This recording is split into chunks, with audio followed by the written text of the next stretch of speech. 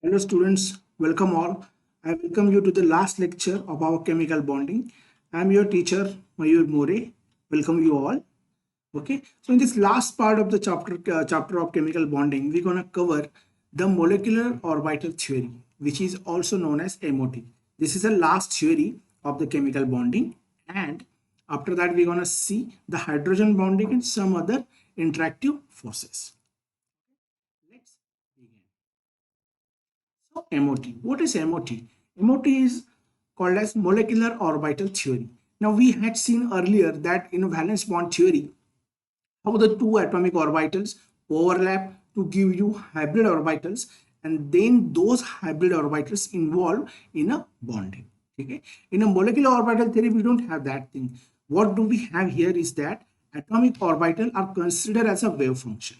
Atomic orbital are considered as a wave function, and these two wave functions they try to collide with each other. Okay, it's like a wave. So whenever there's a wave, there are two possibilities. One is constructive overlap, another is destructive overlap. Constructive overlap, what happens? Two system combines together to form a, it's like a two wave combines together to give you a larger wave. For example, suppose this is one wave, you have a one wave here, and the another wave is there which is coming from that side. So both of them addition happens, you get the larger wave. That is called as a constructive overlap. When this constructive overlap happens, you get the bonding molecular. And when these two wave functions, if there is a subtraction between them, then nothing happens. When that nothing happens, that means energy increases, and that gives you anti-bonding molecular orbital. Okay, so bonding molecular orbital involves in the formation of a bond. Anti-bonding molecular orbital ABMO is involved with the breaking of bond. Okay, so basically two atomic orbitals come nearer and they overlap each other to form a new two molecular orbitals. Okay, combination of these two atomic orbital, you can see it here. See, we have shown the orbital of 1s and 1s. Both of them combined. Now we know that between two hydrogen atoms in a hydrogen molecule, only sigma 1 forms, right? So these two combines to give you sigma 1s, which is your bonding molecular orbital, BMO. Along with that, it also gives you ABMO, anti-bonding molecular orbital sigma 1s. So basically, two atomic orbital combines to give you one molecular orbital, one anti-bonding molecular orbital. Okay, when the electron goes into the bonding molecular orbital, overlap or bonding happens. If electron goes to the anti-bonding molecular orbital, bond breaks. Okay, we will see that as we'll progress ahead. Okay, let's move ahead. Yeah, see, both the orbitals can be filled, by electrons according to up-bow principle. It can only happen by up-bow principle. And always remember, as you go from down to up, the energy increases. And as the energy, as you have a BMO at the down, bonding molecular orbital, and ABMO at the top, that means energy of ABMO is higher than the energy of BMO. Okay, we had seen in the previous slide that two atomic orbitals of hydrogen combine to give you one bonding molecular orbital, which is this, and another is anti-bonding molecular orbital. Okay, so basically hydrogen give you, for formation of hydrogen molecule, it gives you sigma 1s and sigma 1s star. Now each orbital can accommodate two electrons, just like we had seen in the above principle. Okay, each orbital can accommodate two electrons. Now two hydrogen atoms will bring two electrons, so those two electrons will go here, and that is why the electrons are being shown here. One electron comes from here, another electron comes from here. Both the electron goes to the bonding molecular orbital, and this is your ABMO. The star wala is anti-bonding molecular orbital. Okay, it is always in a that way only. The difference between this anti-bonding molecular orbital and bonding molecular orbital, that is called as a stabilization energy. Okay, whenever a bonding molecular orbital forms, the energy gets lowered. Whenever anti-bonding molecular orbital forms, energy goes on increasing because that goes towards the destabilization. Okay, so moving ahead with this. So again, see, as I told you earlier, the 1s of hydrogen comes and another 1s of hydrogen comes. Both of them combines to give you this. Okay, sigma HH. This is your constructive overlap. Okay, and here you can see here addition is happening. Here addition is happening. Here also addition is happening, but the direction is different. This is plus, this is minus. So both of them combines to give you plus minus. That gives you what? That gives you destructive overlap. This gives you constructive overlap. So constructive overlap, destructive overlap. Both of them are together. Okay. In constructive overlap, what happens? The overlap happens properly. Here, proper overlap happens. In destructive overlap, what happens? Both of them are separated from each other. Plus is here, minus is here, and then between there is a gap. That is called as a sigma antibonding HH. And the line which goes between both of these two is called as a nodal line. Nodal line means it is the line where there is no presence of electron density. There is no electron density there. Okay, that's how it all goes. Okay, now let's move ahead. See how the nitrogen molecule overlaps. See, if you write the electronic configuration of nitrogen by our usual standard, the atomic number of nitrogen is 7. So its electronic configuration is 1s2, 2s2 and 2p3. So you have a 2 electron in s orbital, 2 electrons in 1s orbital, 2 electrons in 2s orbital, and then you have 3 electrons in a p orbital. The name of these 3 p are px, py and pz. The name of these 3 p are px, py and pz. Each one of them is having a single electron. Now same case goes for the another nitrogen also. You have another nitrogen. See, 1s2. This is for one nitrogen. This is for another nitrogen. So 1s2, 2s2, 2p3 for one nitrogen, 1s2, 2s2, 2p3 for another nitrogen. So 1s of one nitrogen and 1s of another nitrogen, both of them combines to give you sigma 1s star sigma 1s. Okay, energy is increasing now. Then 2s of one nitrogen and 2s of another nitrogen, both of them combines to give you sigma 2s star sigma 2s. Okay, then you have 2p. And 2p, you got 3 orbital, px, py, pz. Okay, out of which the px and py, let's write it here, denote it here, px, py, pz. Similarly here also, px, py, pz. So px of 2px of one nitrogen and 2px of another nitrogen, they combine to give you one pi 2px orbital and another pi star 2px orbital. Similarly, the 2py of one nitrogen and 2py of another nitrogen, both of them combine to give you pi 2py and pi 2py, normal pi 2py and pi star 2py orbital. Okay, so these two are giving you pi bonds. Okay, out of this 3p orbital, only one gives you sigma orbital, other two gives you pi orbital. Okay, so you are remain with the what? Pz now, because px and py of both the nitrogens have been combined, right? So what remains is pz.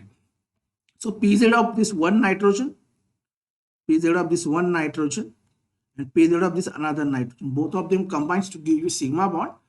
One is sigma 2pz, another is sigma star 2pz, which is anti-bonding. Okay, so if you have to write the order for all of this nitrogen, See, how would it become?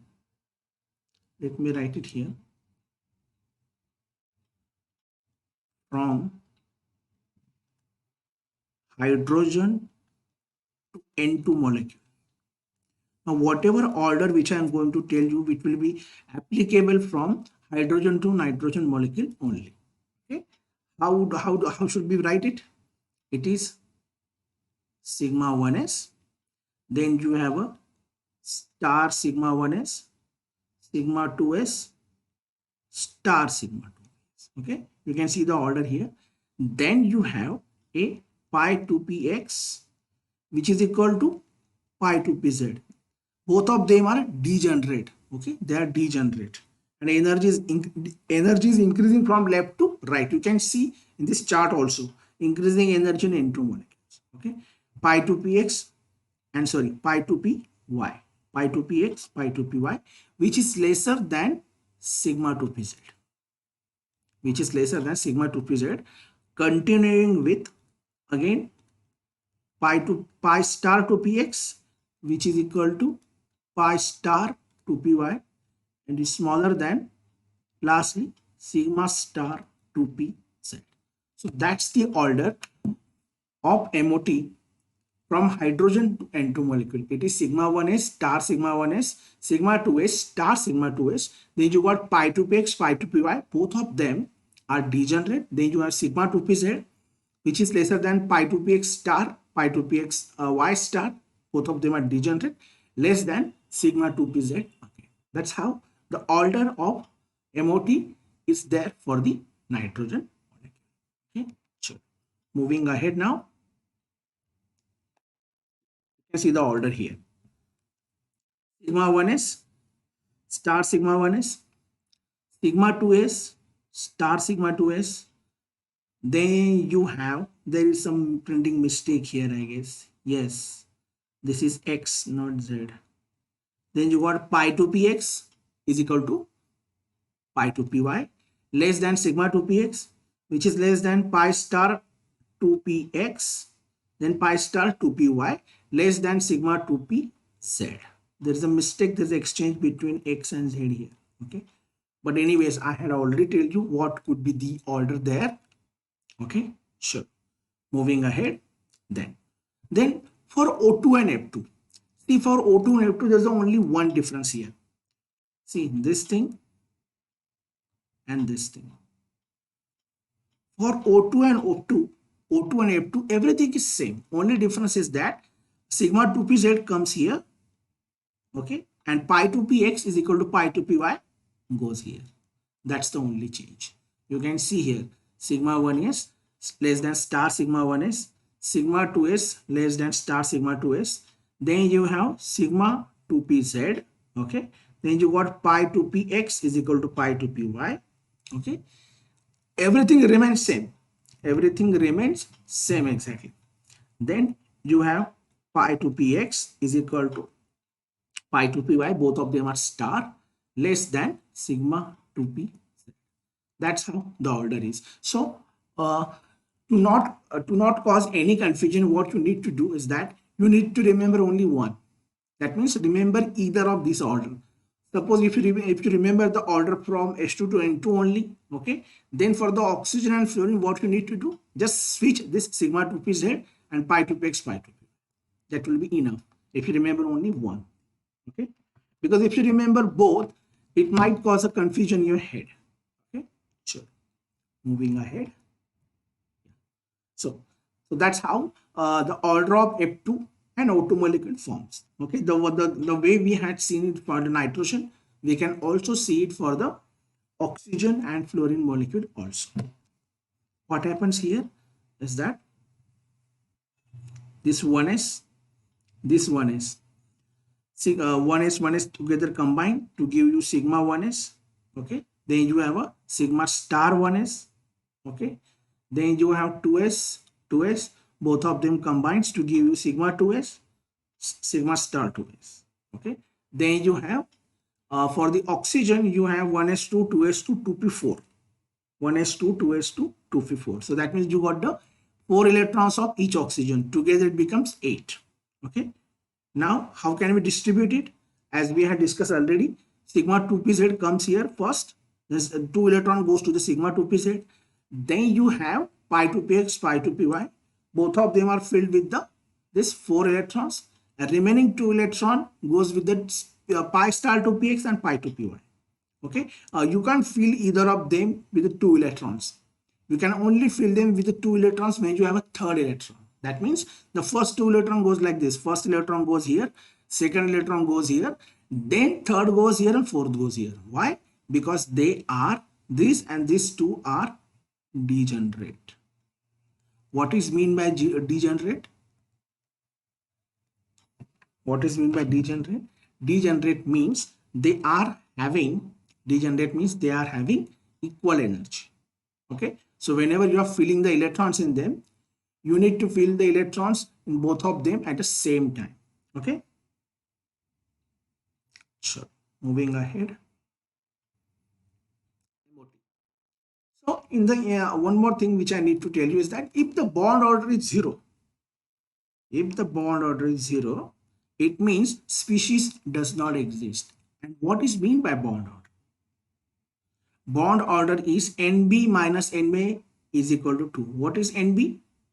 Nb is number of electrons in BMO. What is mean by BMO? Bonding molecular orbital. Number of electrons in bonding molecular orbital minus number of electrons in ABM. Number of electrons in BMO minus number of electrons in ABMO, anti-bonding molecular orbital, divide by 2. So for a shortcut, bond order is equal to Nb minus Na. A stands for anti-bonding, B stands for bonding, divide by 2. So if this bond order is 0, that means the bond does not exist between them. If the bond does not exist, that means species does not exist there. Okay? If the bond order is 1, that means single bond has been formed between the atoms. If the bond order is 2, that means double bond has been formed between them. If the bond order is 3, that means triple bond has been formed.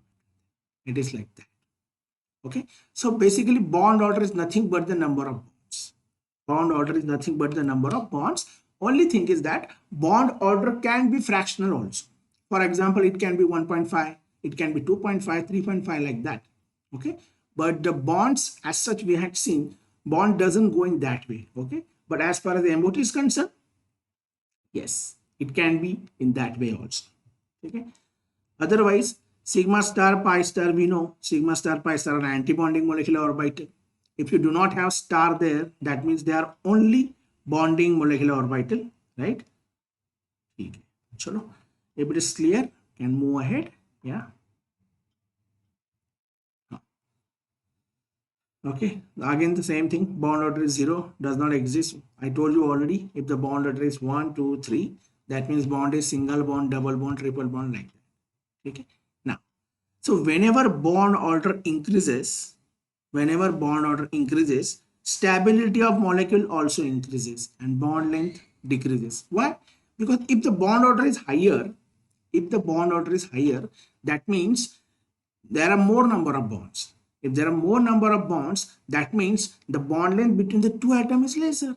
We had seen that, right? For the cases of carbon, like suppose if you had 3 bonds between carbon, that means bond order is 3, right?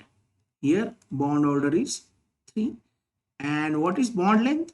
Bond length you have around 120 picometer. If you have a carbon-carbon double bond, bond order is nothing but the number of bonds. So bond order is 2 here. Bond length is around 134 picometer. If you have a carbon-carbon single bond, bond order is 1. And bond length is around 154 picometer. So as the bond order increases, number of bonds also increases. If the number of bonds increases, the bond length between the two atoms decreases, and therefore which will obviously increase the stability of a molecule. Okay. One more thing. If your molecule has one or more unpaired electron means what? A single electron. Next, or maybe if your species is a odd electron species, that means it might have a 7 electron, it might have a 8 electron, like that. So if the molecule has one or more unpaired electron, it will be paramagnetic. It will be paramagnetic. While if all the electrons are pair, it will be diamagnetic. Okay, paramagnetic species is a species which gets attracted in the magnetic field. Paramagnetic species or paramagnetic compounds are the compounds which gets attracted towards magnetic field. Okay, and the diamagnetic species, they are weakly repelled by the magnetic field. Okay, sure. So let's solve it for some of the molecules. Okay, that's why I kept this space empty. Let's solve it for the hydrogen molecule. Now, how many hydrogen atoms, electrons are there? Only two there, right? So if you write the whole order, sigma 1 is star. Now you got two electron, both the electron goes here. There are no electron goes to anti-bonding, right? So your bond order will be number of electrons in bonding minus number of electrons in anti-bonding divided by 2. So you got 2 electrons in bonding, 0 electrons in anti-bonding. 2 minus 0 divided by 2 is equal to 2 divided by 2. That means bond order is 1. Do you have any unpaired electron here? No, both these electrons are pair, right? Which makes hydrogen molecule diamagnetic. Okay, let's see the next. After hydrogen, what you have? Helium, right? He2. Let's see if it exists or not. Now atomic number of each helium atom is 2. So one helium atom has 2 electrons. 2 helium will have 4 electrons, right? How can we arrange them? Sigma 1 is star sigma. Now the first 2 electron goes to sigma 1 is, other 2 electron goes to star sigma 1 is. So your bond order would be 2 electron goes here, bonding, 2 electron anti-bonding, divided by 2. 2 minus 2, 0 divided by 2 is equal to 0. So as I told you, if the bond order is 0, that means species does not exist. And that is why you will never hear about He2. He2 species does not exist. However, if you have He2 1 plus, now in total He2 you have 4 electrons. If you have He1 plus, that means you have only 3 electrons now, right? Because you got a plus 1 charge, no? So 3 electron, how can you fill the 3 electron? Sigma 1 is star sigma. 2 electron goes here, 1 electron goes here. So now your bond order will be 2 minus 1 divided by 2. 1 divided by 2 is equal to 0.5. So 0.5 is not 0, right?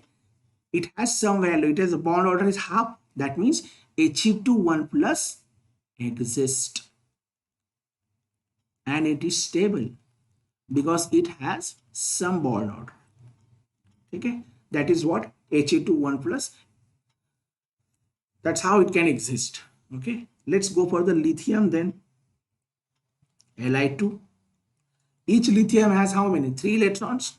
So 2 lithium will have how many? 6 electrons, right? So sigma 1s, star sigma 1s, and sigma 2. How can you distribute this 6 electrons? 2 electron goes here, 2 here, 2 here. So your bond order is now, how many electrons are there in bonding? There are 4, right? Anti-bonding 2. 4 minus 2 divided by 2. 2 divided by 2 is equal to 1. That means Li2 does exist. Then after Li2, the beryllium comes, right? Be. So again Be2, one beryllium has 4 electrons. So 2 beryllium will have how many? 8 electrons, right? So again, how can we distribute 8 electrons? Sigma 1s, sigma 1s star, sigma 2s, sigma 2s star. Okay, you can distribute this 8 electrons like 2, 2, 2, 2, and its bond order will be equal to, you got 2 electrons in bonding, 2 electrons in antibonding. So you are having a 4 minus 4 divided by 2 is equal to 0. And that is why Be2 does not exist. That is why it does not exist. Now suppose if you have a Be2 1 plus. Now since you are having a 1 plus, that means you will now have a 7 electrons, right? For the 7 electron, how would it be distributed? 2 here, 2 here, 2 here, and 1 here. So if it goes by that, your bond order will be 4 electrons in bonding, 3 electrons in antibonding divided by 2. So 4 minus 3, 1 by 2 is equal to 0.5. So in that case, it exists. So for both Be2 1 plus and He2 1 plus, as soon as we remove one electron, since that one electron gets removed from antibonding, your molecule starts existing. Okay, if suppose those electron goes from bonding molecular orbital, then it might not have existed. Okay, so that is it for the till Be2. Okay, moving ahead, let's see how can it go for carbon. Carbon atomic number 6.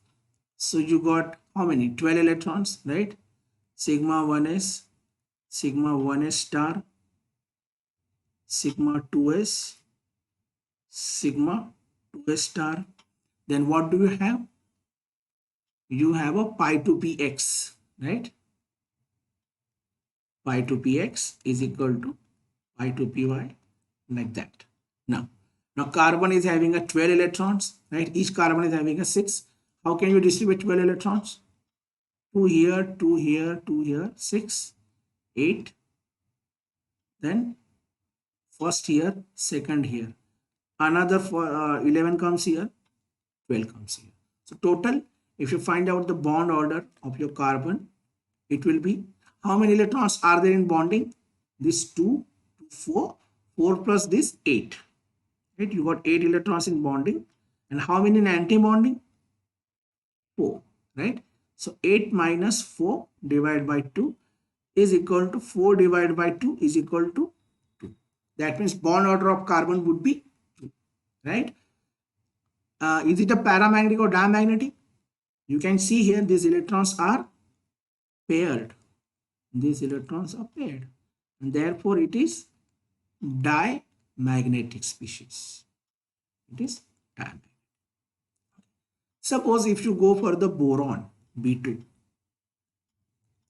Now B2 has how many? 10 electrons. It has got, right? One boron has 5 electrons. So 2 boron will have 10 electrons. How can you write it? Sigma 1s, sigma 1s star, sigma 2s, sigma 2s star, pi to px is equal to pi to py. Okay, now you got 10 electrons. So 2 electron goes here, 2, 2, 4, 6, 8, right? Now you got 9 and 10. One electron comes here, another electron comes here. As I told you, you need to always fill them by one. So what would be the bond order? Number of electrons in bonding are how many? 2, 2, 4 plus 2, 6. Anti-bonding, 2 minus 2. Total 4 divided by 2. 6 minus 4 divided by 2. That means 2 divided by 2. Therefore, bond order is 1. So B2 does exist. B2 molecule does exist. One more thing. What you have here? Unpaired electron. That makes your B2 paramagnetic species. That makes your B2 paramagnetic species. Okay, now let's go for the nitrogen, the last molecule in this order. Okay, how can you write it for the nitrogen? Sigma 1s star sigma 1s, sigma 2s, sigma star 2px. Then you have a pi 2px is equal to pi 2py less than sigma 2pz. Okay. Now each nitrogen has a 7 electrons. 2 nitrogens will have 14 electrons. How can you distribute those 14 electrons? 2, 2, 2, 6, 8. Now you are remain with 6 electrons, right? So if you have 6 electrons, obviously 2 electrons would be going here, 2 electrons going here, total 12. Another 2 electrons. Now you have how many?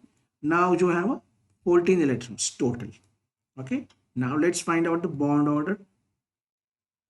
Bonding minus anti-bonding. How many electrons are there in bonding? 2 here, 4, and this 6. 6 minus 6 plus 4, you got 10 electrons in bonding. Anti-bonding, you got only how many? 4. 10 minus 4 divided by 2. So 6 divided by 2 is equal to 3. So bond order of your nitrogen is 3. Okay. Bond order in carbon was 2. Bond order in B2 was 1. Okay. Therefore, nitrogen is having a triple bond between them. We know that, right? Nitrogen is having a triple bond there. Okay. Sure. Moving ahead. Now, last one is for the oxygen. See, for the oxygen, so many times the question being asked in the exam. Okay. O2. Sorry. O2. How many electrons are there? 16. How can we write it? Sigma 1 is star, sigma 2 is star. Okay. Then we have what? Sigma 2pz that we have. You know, remember the order has been changed, right? Sigma 2pa, 2pz. Then you have a pi 2px is equal to pi 2py. Less than pi star 2px, pi star 2py, and lastly sigma 2pz. Now I will write the order once only. Okay, let's solve it for the different atom. Now for the oxygen, 16 electrons, right? So 2, 2, 2, 2, 8 electrons, 10 electrons, right? Now you are still have to fill 6 electrons, right? Out of which 4 electrons would go here, 12, 14.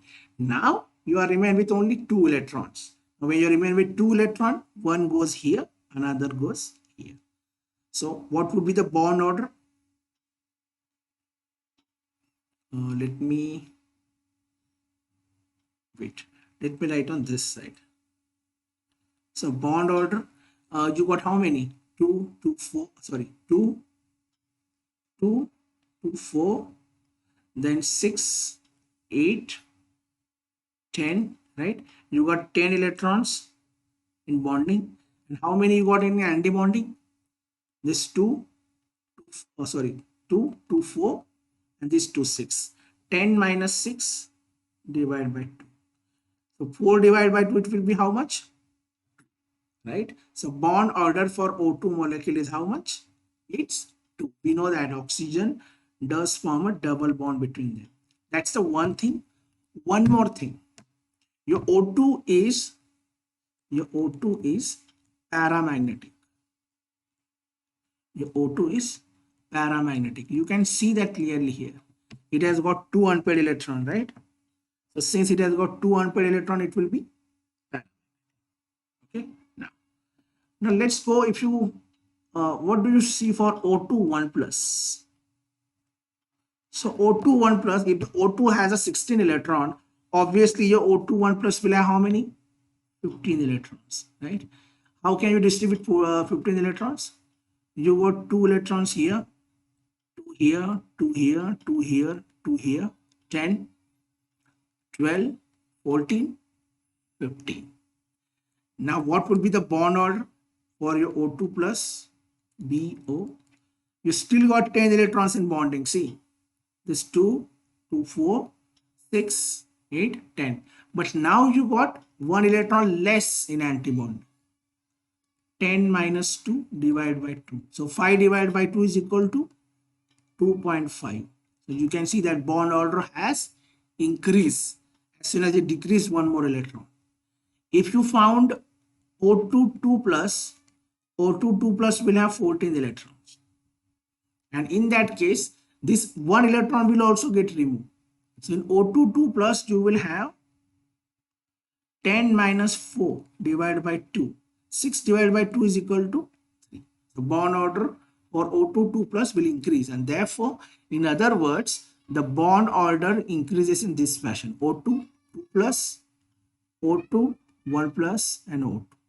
You can see that here 3, 2.5, and so bond length decreases and bond strength increases as you decreasing electron. If you decrease one more electron, now then the electron will go from bonding now. Then the bond order will decrease further. Okay, that is what for the O2 species. What if you have O2 1 minus? O2 1 minus, everything will be same. Okay, but you got one more electron added here, right? This is of 16. Look, this is of 16 already. You got one more electron added here, that means you will have a 17. So for O2 1 minus, bonding will still has a 10 electron, but anti-bonding will now have one extra electron. So you will have 10 minus 7 divided by 2. So 3 divided by 2, 1.5. That means bond order decreases. Why bond order has decreased? Because that extra electron is now going into the anti-bonding. Okay, that is what all for the oxygen species. If you go and find out this for the F2 molecule, let's see what do you get for the F2. Now F2, you will get the 2 electrons here. F2 has got 18 electrons, right? Fluorine atomic number is 9. So 2 here, 2 here, 2, 4, 6, 8, 10, 12, 14, 16, and 18. So that means for F2, what you have? Bonding electron, you will have a 10, right? Anti-bonding, you will have 8. So 10 minus 8 divided by 2. 2 divided by 2, bond order would be 1. So that is how you can find out the bond order for a different species. That is the way. Okay. So moving ahead.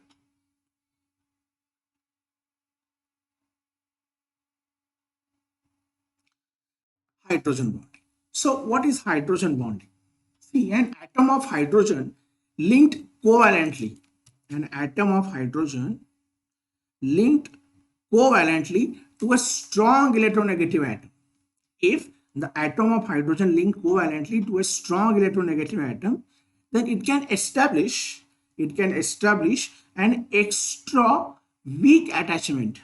It can establish an extra weak attachment to another electronegative atom in the same or different molecule.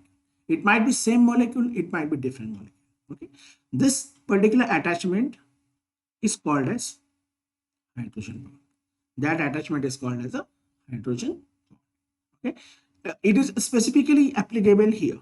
See, whenever your hydrogen is bonded to NOF, that means either nitrogen, oxygen, or fluorine.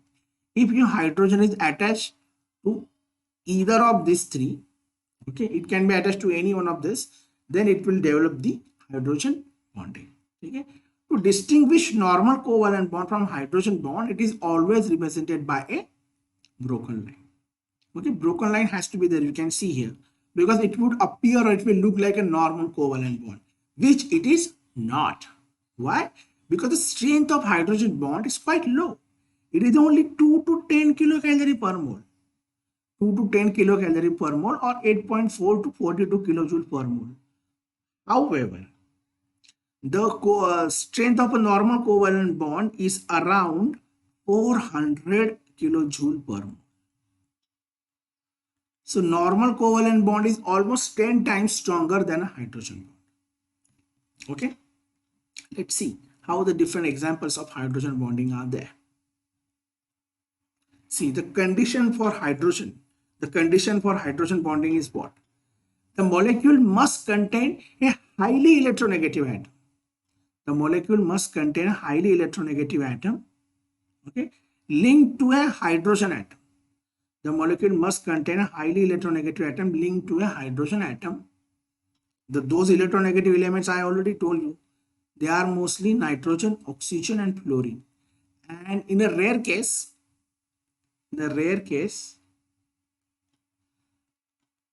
it is fluorine. Rare case, it is fluorine. Okay, so if the electronegativity increases, the polarity of bond will also increase. If the electronegativity increases, the polarity of bond is also increases. Or if the size of electronegative atom should be small, the size of electronegative atom should be smaller. Size decreases, electrostatic attraction increases. You can see here. See, the hydrogen bonding between hydrogen and fluorine bond, for them the bond dissociation energy, that means energy required to break the bond, is 41.8 kilojoule per mole. If you have a bond between hydrogen and oxygen, it is 29.3. You can see it is clearly decreasing, and for the hydrogen nitrogen it is just 12.6. Why it is happening? Now here the common factor is hydrogen. Hydrogen is common, but the electronegativity are decreasing from fluorine to oxygen, oxygen to nitrogen. The electronegativity values for fluorine are 4, right? For oxygen is 3.5, for nitrogen is 3. So obviously if it is decreasing, the strength of hydrogen bonding will also obviously decrease. Okay, that is how it is. What are some of the effects? What are some of the effects of hydrogen bonding? See, hydrogen bonding causes the association of many molecules. It causes the association of many molecules. Due to hydrogen bond, molecules are associated and show high molecular weight. Okay. Now I'm going to give you the example of water. But in water, the molecular weight does not increases. Okay. But it surely causes the association of many water molecules together. Okay. Let's see here. See, oxygen, hydrogen. Now we have delta plus here, you got a delta minus here. So because of which this oxygen gets attached to the hydrogen of another water molecule. Similarly, here also one oxygen can attach with the two hydrogen. Okay, remember that. Like this will also get attached like this, and so on. This will continue. Okay, now we can show it for the indefinite thing. Okay, but that's how the association happens. This hydrogen also gets like that. So that is how you have a association of a different water molecules together. Same association you have for the HF, same association also exists for the ammonia molecule. Okay, so it is definitely for sure that this causes association of many molecules together. Okay, due to hydrogen bonding, it shows a high molecular weight. Why? Because molecules gets associated together, so it appears that it has a high molecular weight. That means if you are counting for the one molecule, but accidentally it gets count for 3 or 4 molecules because they are associating together. Okay, another thing, this thing is very important. Because of hydrogen bonding, melting point and boiling point of the molecule increases.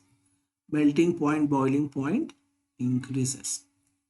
Viscosity and surface tension. Viscosity and surface tension of the molecule, it also increases.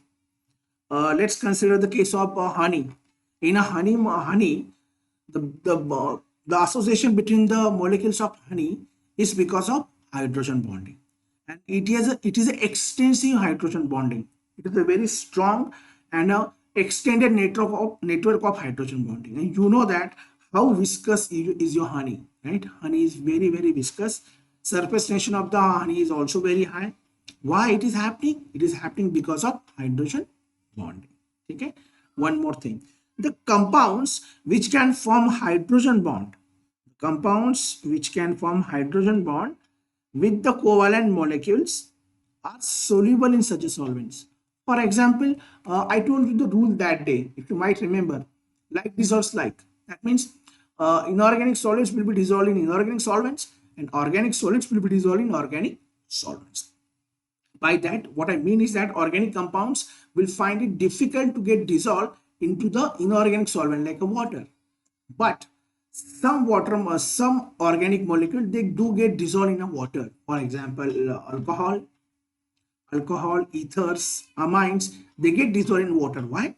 Because they can form hydrogen bonding. That is why you can see here alcohol, ammonia, even amines.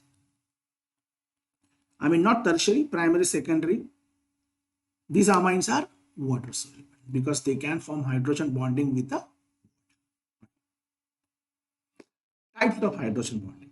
See, there are two types of hydrogen bonding. One is a intermolecular hydrogen bond, another is intramolecular hydrogen bond. Intermolecular hydrogen bond, you can see by the name intermolecular. That means between the two molecules, out of which we had already seen the hydrogen bonding between H2 and H2O. Let's see how does it goes for the ROH. ROH. This will be bonded with OH, R. This O will be hydrogenly bonded with HOR like that. And this hydrogen will be bonded further. This oxygen will be bonded further like that. So it goes in that way. Okay, that is for the ROH. How would it happen for the ammonia? See here, nitrogen. So here this hydrogen will be bonded to another NH3 molecule. This hydrogen will be bonded to the another NH3 molecule. This hydrogen will be bonded to another NH3 molecule. This nitrogen will be bonded to another hydrogen molecule of ammonia, and so on. So that is how the hydrogen bonding happens between ammonia molecules, between ROH, between water and water we had seen. Now let's see how can it happen between ammonia. If you have any space here, no. How can it happen between ammonia and water? See, this is ammonia, hydrogen. This will be bonded with the oxygen like this, and this nitrogen will be hydrogenly bonded with the hydrogen of the water. This hydrogen will be bonded to the oxygen like this. This will be bonded to the oxygen like that. So that is how the hydrogen bonding happens between ammonia and water. Okay, so what happens because of hydrogen bonding here? In such compounds, the molecular weight obviously increases. The melting and boiling point are also increases. As the extent of hydrogen bonding increases, viscosity increases, and the density of that particular compound also increases. Okay, so moving ahead. Intramolecular. Now, what is mean by intramolecular? It is within the same molecule. Within the same molecule. So it is the hydrogen bonding in the same molecule of a compound, and this hydrogen bonding is also known as chelation. Okay, now because of this hydrogen bonding, solubility in water, melting point, boiling point, all of this decreases, because melting and boiling point can only increase if the association happens between two different molecules. If it is happening within the same molecule, then that molecule will find it difficult to associate with another molecule. And when that happens, association is less. If the association is less, obviously melting point, boiling point, those properties will also decrease. Okay, let's see how does it happen. See, nitrophenol. You have a phenol here. Then you got N, O minus, double bond O plus charge. So here you got a bonding, hydrogen bonding.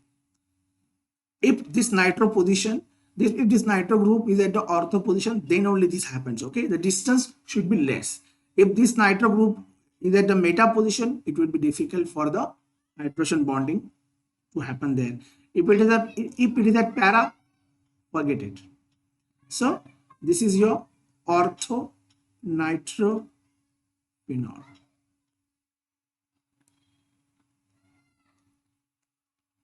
So it is the hydrogen bonding in the same molecule. Okay.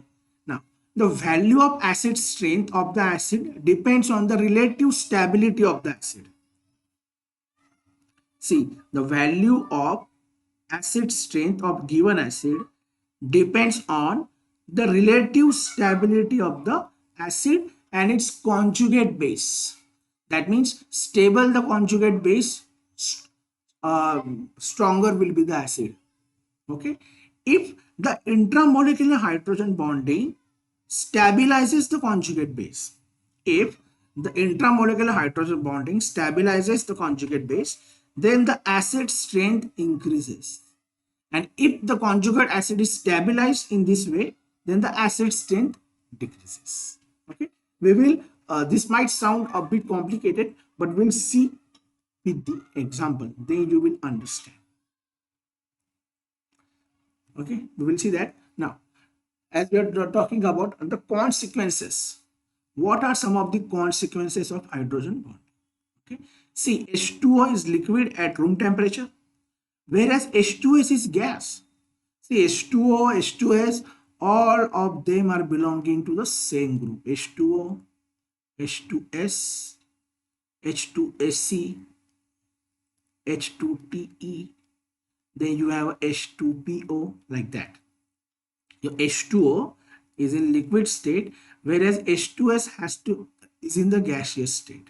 Now this is something awkward. Why it is awkward? Because as you go down the group, the molecular mass increases. If the molecular mass is increasing, the strength of van der Waals force is increasing. If that increases, the boiling point or the molecular melting point, they also increases. But despite that, you can see if the H2O is in the liquid state and H2O is in the gas, that means the boiling point of H2O is higher than H2S. Why? It is because of intermolecular hydrogen bonding. Okay. This is because despite the higher molecular mass of H2S, and it happens only and only because of hydrogen bonding. Okay. One more consequence of hydrogen bonding. You know that ice floats on the water, right? Ice floats on the water. Why? Have you ever given a thought to it? Why does it happen? See, ice is lighter than water, that we know. Okay, even if it is a solid. But why? Because in ice, H2O molecules are extending their hydrogen bonds.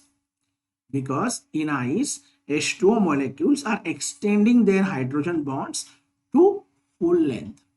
H2O molecules are extending their hydrogen bonds to full length, and these six water molecules produce a cage-like structure. Six water molecules produces a cage-like structure which is porous in nature. Leading to a smaller mass, a larger volume. It is porous, because of which it leads to small mass and a large volume. When a mass is less and volume is higher, obviously density is less. If the density is lesser than the water, we know that whatever substance which has density lesser than water, they floats on the water. That is why your ice floats on the water surface. Okay, sure. Moving ahead, another consequence of hydrogen bonding. See, alcohols have a higher boiling points. Alcohols have a higher boiling points than corresponding alkanes, and they are of same molecular mass. So if you are having one alcohol and another alkane, both of them, suppose if they are having the same molecular mass, then despite the fact that their molecular mass is same, the alcohols will always have a high boiling point. Why? Obviously, it is because of intermolecular hydrogen bond existing between two ROH molecule, whereas ethers, hydrocarbons, they are not capable of forming an intermolecular hydrogen bond. Why? Because you don't have a hydrogen attached to oxygen in those compounds, right? Hydrogen is attached to carbon in those compounds. Okay, so That is why, see, H2O is boiling point is higher than ROH. Okay, these are some of the exception.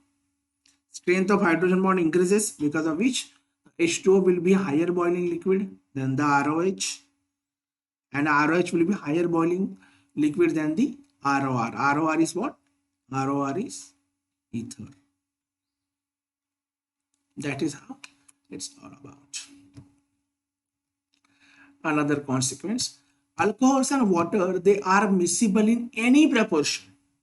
You can take any proportion of alcohol, any proportion of water. You can mix them together very well. Why? Because they can form hydrogen bonds. Alcohol and water, since they form hydrogen bonds together, you can mix them very easily. Similarly, ammonia. Ammonia is also excessively soluble in water. Ammonia is also excessively soluble in water, again because of hydrogen bonding, whereas other gases are partially soluble.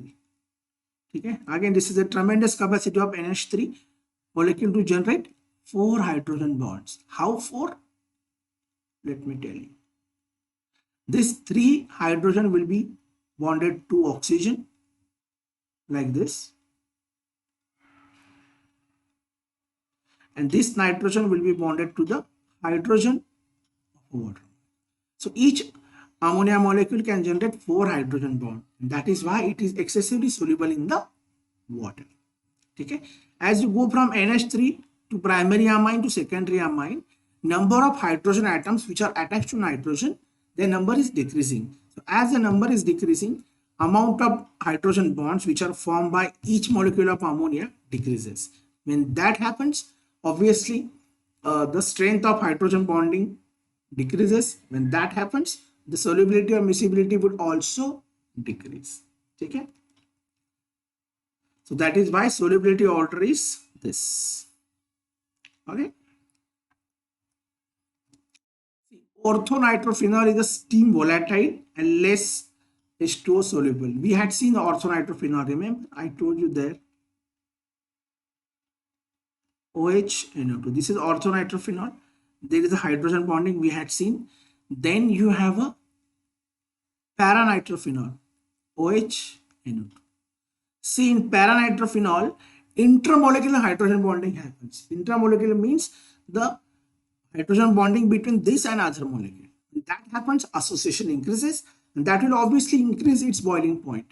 But that intermolecular hydrogen bonding is not possible in case of orthonitrophenol. Why? Because it has already formed a hydrogen bonding with itself. It has formed a hydrogen bonding with itself. That means it has formed an intramolecular hydrogen bonding. So that hydrogen on the OH of your phenol is not available for the intermolecular hydrogen bonding, because of which the two molecules can associate only by a van der Waals forces. The strength of van der Waals forces are lesser than the hydrogen bonding, because of which the orthonitrophenol's boiling point is less. If its boiling point is less, that means it is more volatile, and the paranitrophenol is less volatile. Okay, that is what the point is given here. Orthonitrophenol is a steam volatile, less H2O soluble. Because hydrogen bonding, it cannot form a hydrogen bonding with the water, whereas paranitrophenol can. Okay, less soluble than its corresponding para isomer, because in orthonitrophenol, you can see here, I have written everything. Intramolecular hydrogen bond exists, which reduces the capacity of the molecule to produce intramolecular hydrogen bond with other molecules like water. This brings intramolecular forces among orthonitrophenol molecules, resulting into high. Okay? Acetic acid has the molecular weight of 16 benzene, and it shows very high boiling point. This is due to how acidic molecule is. CH3 C. Let me write it in a, how can we write? Yeah, we can write it like this: C double bond O, O H. Then we can write C double bond O, O H. This is another acetic acid molecule. This is another acid molecule. So these two acetic acid molecule they combine together. This is called as dimerization. Since they can form two hydrogen bonding, since each molecule can form two hydrogen bonding, the two molecule gets together. And the process seems like a dimerization. Okay.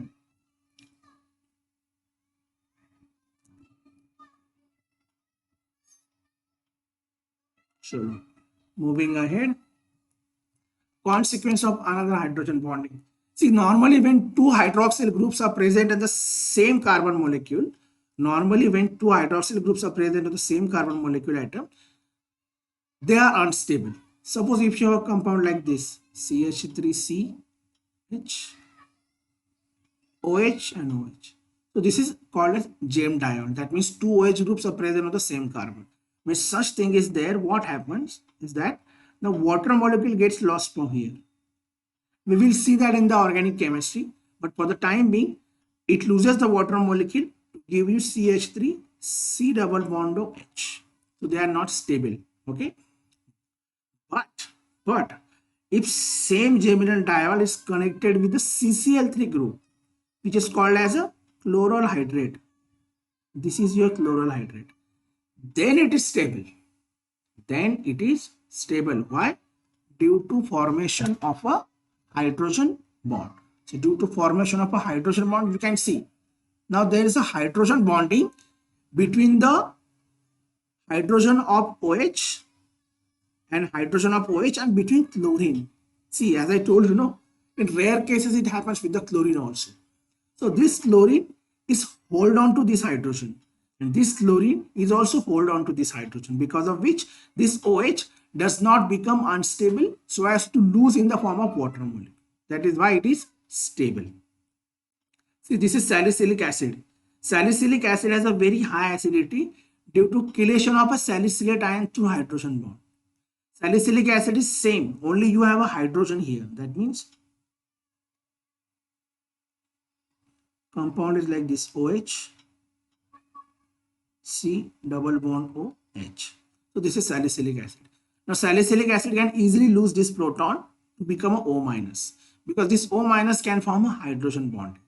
So that means its conjugate base is stable. So since the conjugate base is stable, obviously your acid is stronger. Okay, that's how. These are the consequences of a hydrogen bonding. Okay, now let's see some of the van der Waals forces. Now what are van der Waals forces? So these are the weakest type of intermolecular forces. These are the weakest type of intermolecular forces that exist among the molecules which bring significant change in physical property.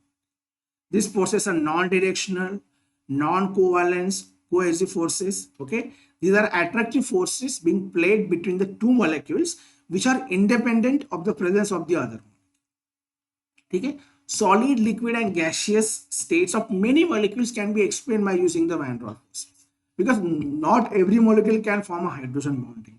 Okay, not every molecule can form a hydrogen bonding. So, because of which the solid, liquid, and gaseous state can be explained for many molecules which are from molecular forces other than covalent, ionic, or metallic. Okay. Now inert gases. See, inert gases do not form any type of bond. They do not form a covalent bond. They do not form a ionic or coordinate bond. But still they can exist in liquid and solid state. So if that still can exist in solid and liquid state, that means there must be some association, right? Suppose if we consider all of them are gases, so if they had then been completely gases, then we would have assumed that there is no interaction. However, in gaseous state also there is some interaction.